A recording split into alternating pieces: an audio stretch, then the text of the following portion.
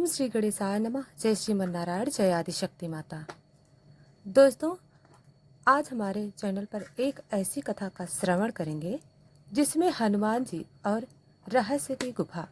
तो दोस्तों, आइए कथा को श्रवण करते हैं। दोस्तों, अगर कथा आपको अच्छी लगे तो वीडियो को लाइक और चैनल को सब्सक्राइब जरूर करें। दोस्तों, कथा को शुरू करते हैं। बहुत समय पहले की बात है। त्रेता युग बीत चुका था, पर हनुमान जी आज भी राम नाम के जप में लीन रहते थे। एक दिन थोड़ा ध्यान में बैठे ही उन्हें एक विचित्र संकेत मिला।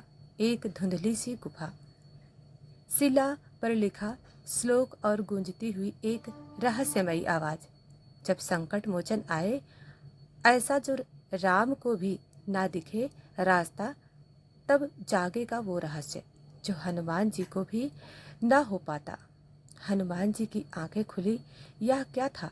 कौन सा रहस्य जिसे वो भी नहीं जानते? हनुमान जी हिमालय की ओर निकल पड़े, जहां उन्हें एक प्राचीन गुफा मिली, चट्टाने से ढकी हुई। उस पर घने पेड़ों की छाया थी। किसी ने उसे हजारों वर्षों से नहीं छुआ था। गुफा के द्वार पर वही श्लोक उकेरा गया था जो उन्होंने ध्यान में देखा था। जैसे ही हनुमान जी अंदर गए, दरवाजा अपने आप बंद हो गया। गुफा के भीतर अजीब सन्नाटा था और हवा में मंत्रों की गूंज। पहली कक्ष में एक विशाल पत्थर था जिस पर लिखा था, यदि तू बलवान है तो इसे उठा, यदि ज्ञानी है तो इसे पार कर। हनुमान जी ने जोर लगाया, पर पत्थर टस से मस नहीं हुआ। तभी उन्होंने देखा, एक दीवार पर पुराना लेख लिखा था। जब उन्होंने शांति से मंत्रों का उच्चारण किया तो पत्थर धीरे धीरे गायब हो गया। उन्हें समझ आया, यह शक्ति नहीं, बुद्धि और धैर्य की परीक्षा है। दोस्तों, अगले कक्ष में उन्हें एक दर्पण मिला जिसमें उनका ही विकराल रूप दिखाई दे रहा था। आंखें लाल, शारीरिक अग्नि के समान। आवाज आई, जो खुद पर विजय नहीं पा सके वो किसी रहस्य का अधिकारी नहीं बन सकता। हनुमान जी ने ध्यान लगाया, राम नाम का जप करने लगे। उनके भीतर क्रोध शांत हो गया और दर्पण में एक सुंदर तेजस्वी प्रकाश प्रकट हुआ। दोस्तों, आखिरी कक्ष में एक दीपक जल रहा था। उसके पास एक हस्तलिखित ग्रंथ पड़ा था। उसमें लिखा था, यह रहस्य तभी खुलेगा जब हनुमान स्वयं स्वीकारें कि वह सर्वज्ञ नहीं। हनुमान जी ने झुककर कहा, हे प्रभु, मैं तो केवल राम का दास हूँ। मुझे कुछ भी नहीं पता सिवाय राम नाम के।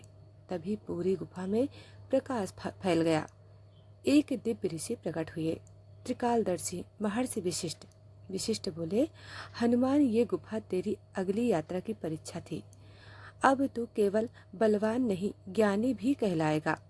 भविष्य में जब कलयुग में अंधकार बढ़ेगा, तब यह रहस्य तेरी साधना और भक्ति से जन जन को प्रकाश कर देगा। दोस्तों, अंत में हनुमान जी बाहर आए, मन में विनम्रता और नई चेतना लिए।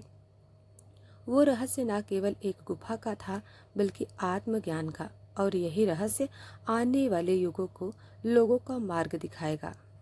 दोस्तों, अब जानते हैं हनुमान जी को अमरता का वरदान कैसे मिला।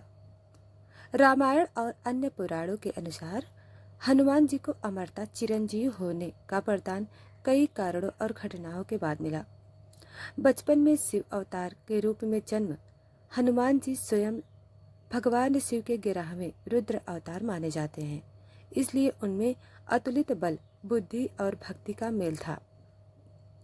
नंबर 2, सूर्य देव से शिक्षा के बाद वरदान।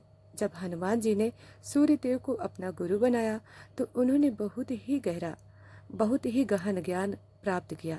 सूर्य देव ने प्रसन्न होकर उन्हें आशीर्वाद दिया कि वे दीर्घ आयु और बुद्धिमान रहेंगे।